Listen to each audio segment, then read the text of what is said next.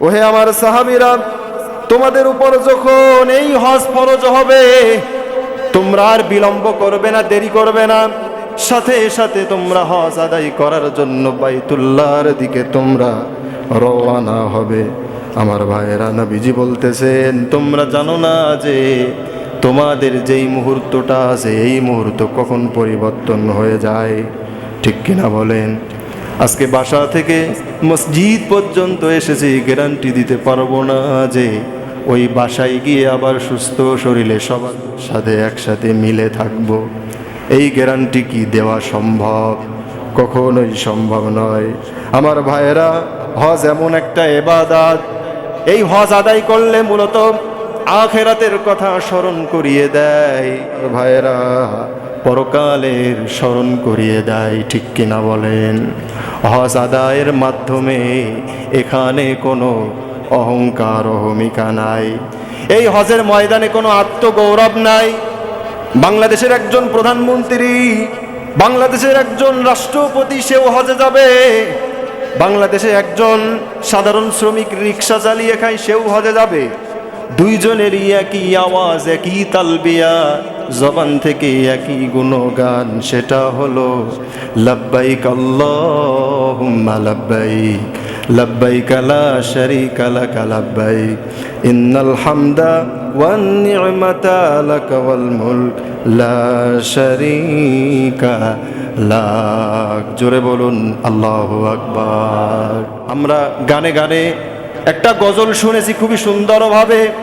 আমরা সবসময় আল্লাহর কাছে দোয়া করি, ও রব্বুল আলামিন, হজের মতো বদৌলত তুমি আমাদেরকে দান করে দাও। এই পৃথিবীর জমিনে কত চাওয়া পাওয়া আছে, কিন্তু হজ যদি জীবনে একবার আদায় করতে পারি, জীবনটা সার্থক হয়ে যাবে। চিৎকার মেরে বলুন সুবহানাল্লাহ। লাব্বাইক আল্লাহুম্মা লাব্বাইক, লাব্বাইক লা শারীকা লাক লাব্বাইক, ইন্নাল হামদা ওয়ান নি'মাতা লাক ওয়াল মুলক লা শারীকা লাক। কত হাজি মদিনার পথ ধরেছে কাতারে কাতার। জোরে বলুন সুবহানাল্লাহ। হাজী সাহেবরা কাতারে কাতারবদ্ধ হয়ে মদিনার দিকে রওনা হয়েছে। আমার ভাইয়েরা, আমরা যখনই মোনাজাত ধরি আল্লাহর কাছে, আমরা বারংবার বলি, আল্লাহ, জীবনে একবার যেন সোনার মদিনায় তোমার হাবিবের রওজায় সালাম পৌঁছাইতে পারি। ও রব্বুল আলামিন, আমরা যারা বসবাস করি ওই পরিমাণ সামর্থ্য সম্পদ আমাদের নাই। আমরা গরিব ঘর থেকে উঠে এসেছি। ও রব্বুল আলামিন, বাইতুল্লাহ যাবার মতো সামর্থ্য শক্তি আমাদের নাই। কিন্তু তুমি যদি ইচ্ছা করো বাইতুল্লাহ পর্যন্ত যেতে পারবো। দুনিয়ার কেউ আমাদেরকে বাধা দিতে পারবে না। ঠিক কিনা বলেন? কত হাজি মদিনার পথ ধরেছে কাতারে কাতার, আমরাও তাদের মতো যেতে চাই একবার নবীর সেই রওজায়, সুখেরই ঠিকানায় আমরাও সালাম দেব লাখো কোটি বার। ও গো প্রভু, আমাদের এই ফরিয়াদ করো যে কবুল, তোমার পথে যেতে যেতে হব শহীদ। তুমি তো সবার হৃদয়ের প্রিয় সাদিক, প্রতিটি কদমে এ দুটি নয়নে ঝরাবো অশ্রু ফোঁটা তোমারি প্রেমে। লাব্বাইক আল্লাহুম্মা লাব্বাইক, লাব্বাইক লা শারীকা লাক লাব্বাইক, ইন্নাল হামদা ওয়ান নি'মাতা লাক ওয়াল মুলক লা শারীকা লাক। জোরে বলুন আল্লাহু আকবার। আমরা হজ করতে যেতে চাই কি চাই না বলেন? আল্লাহ যেন আমাদেরকে তৌফিক দান করেন। আমার ভাইয়েরা, হজের বিধান আদম আলাইহিস সালাম থেকে শুরু হয়ে আসছে। আদম আলাইহিস সালামকে যখন সৃষ্টি করা হয়েছিল তখন থেকেই হজের বিধান এটা বাস্তবায়িত হয়ে আসছে। আমার ভাইয়েরা, বিভিন্ন সময় এই বাইতুল্লাহ, এই কাবা ঘর ধ্বংসস্তূপে পরিণত হয়েছিল।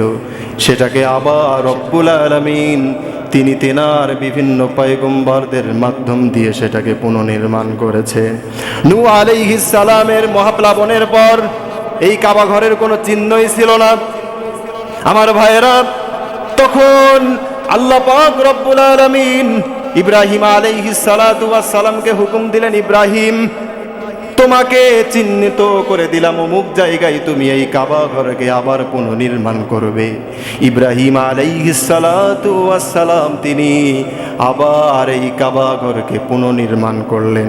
এরপরে আল্লাহ তাআলা জানিয়ে দিলেন, ওয়াআদ্দিন ফিন্নাসি বিল হজ্জি ইয়াতুকা রিজালাও ওয়া আলা কুল্লি যামিরি ইয়াতিনা মিন কুল্লি ফাজ্জিন আমিক। জোরে বলুন আল্লাহু আকবার। ও ইব্রাহিম, তুমি এই কাবা ঘর নির্মাণ করেছো, তুমি দাঁড়িয়ে আওয়াজ দাও, তোমার এই আওয়াজটা যেন গোটা পৃথিবীর মাঝে কানাচে পৌঁছাইয়া যায়। ইব্রাহিম আলাইহিস সালাতু ওয়াস সালাম, আমার ভাইয়েরা, মাকামে ইব্রাহিমে দাঁড়িয়ে কোন রেওয়ায়েতে আছে কোবায়েস পাহাড়ে আরোহণ করে দুই কানের ভিতরে আঙ্গুলি রেখে ইব্রাহিম আলাইহিস সালাতু ওয়াস সালাম আওয়াজ দিলেন, ওহে সমস্ত লোকেরা, আল্লাহ রব্বুল আলামিন ঘর নির্মাণ করেছেন, তোমরা আসো, তোমাদের উটনির উপরে সওয়ার করে তোমরা তোমাদের পায়ে হেঁটে আসো, বিভিন্ন পন্থা এসে তোমরা আল্লাহর ঘর তোমরা তাওয়াফ করো। আমার ভাইয়েরা, ওই দিন ইব্রাহিম আলাইহিস সালাতু ওয়াস সালামের আওয়াজ গোটা পৃথিবীর ভিতরে, গোটা বিশ্বের ভিতরে এমনভাবে পৌঁছায় গিয়েছিল, আমার ভাইয়েরা, রুহের জগৎ পর্যন্ত পৌঁছায় গিয়েছিল। দুনিয়ার জমিনে যে সমস্ত মায়ের গর্ভের ভিতরে সন্তানেরা ছিল তাদের কান পর্যন্ত পৌঁছায় গিয়েছিল। ওই দিন যারা ইব্রাহিম আলাইহিস সালাতু ওয়াস সালামের আওয়াজ শুনতে পেয়েছিল, যাদের রুহুটা আসমানে ছিল, আলমে আরওয়াহে ছিল, যারা একবার ইব্রাহিম আলাইহিস সালাতু ওয়াস সালামের আওয়াজ পেয়ে একবার লাব্বাইক বলেছিল, জীবনে একবার হলেও তারা এই হজ আদায় করবে, বলি সুবহানাল্লাহ। বলা হয়েছে ইব্রাহিম আলাইহিস সালাতু ওয়াস সালামের আওয়াজ শুনে যারা দুইবার লাব্বাইক বলেছিল তারা দুইবার হজ করবে। যারা ইব্রাহিমের আওয়াজ শুনে 3 থেকে 4 বার, 5 বার, 10 বার যারা আওয়াজ দিয়েছিল লাব্বাইক বলে, তারা 10 বার এইভাবে হজ আদায় করবে, বলি সুবহানাল্লাহ। আমার ভাইরা, আল্লাহ তাআলা বলতেছেন, ওয়ালিল্লাহি আলান নাসি হিজ্জুল বাইতি মান ইসতাতা ইলাইহি সাবিলা। ও দুনিয়ার মানুষেরা, ওই ঘর, ওই হজ করার মতো সামর্থ্য তোমাদের ভিতরে যাদের থাকবে অবশ্যই তোমরা হজ করবে। তোমরা যদি এই হজ না করো, আল্লাহ রব্বুল আলামিন দুনিয়াবাসীর প্রতি অমুখাপেক্ষী নন। নবীজি হাদিসের ভিতরে বলতেছেন, বাইতুল্লাহ পর্যন্ত যাওয়ার মতো যার সামর্থ্য থাকবে, বাইতুল্লাহ পর্যন্ত যাওয়ার মতো যার শক্তি থাকবে, সামর্থ্য সম্পদ থাকবে, বাইতুল্লাহ পর্যন্ত গেল না, সে ইহুদি নাসারা হয়ে মারা যাক, আমি রাসূলের কোনো আসে যায় না, বলি নাউজুবিল্লাহ। এজন্য আজকে এই জায়গা থেকে আমরা আল্লাহর কাছে ফরিয়াদ করি, আল্লাহ, জীবনে তো অনেক আশা আছে, ও রব্বুল আলামিন, সেই আশার ভিতরে বড় একটা স্বপ্ন আশা হলো বাইতুল্লাহ তাওয়াফ করা। ও রব্বুল আলামিন, আমরা এই অসহায় দরিদ্র এই জায়গা থেকে, এই ঝঞ্ঝনিয়া মাসলিয়ার এই মসজিদ থেকে তোমার কাছে জানান দিয়ে দিলাম, ও আল্লাহ, আজরাইল আমাদের দ্বার প্রান্তে আসার আগে জীবনে একবার হলেও তুমি বাইতুল্লাহ পর্যন্ত আমাদেরকে কবুল করে নাও, বলি সুবহানাল্লাহ।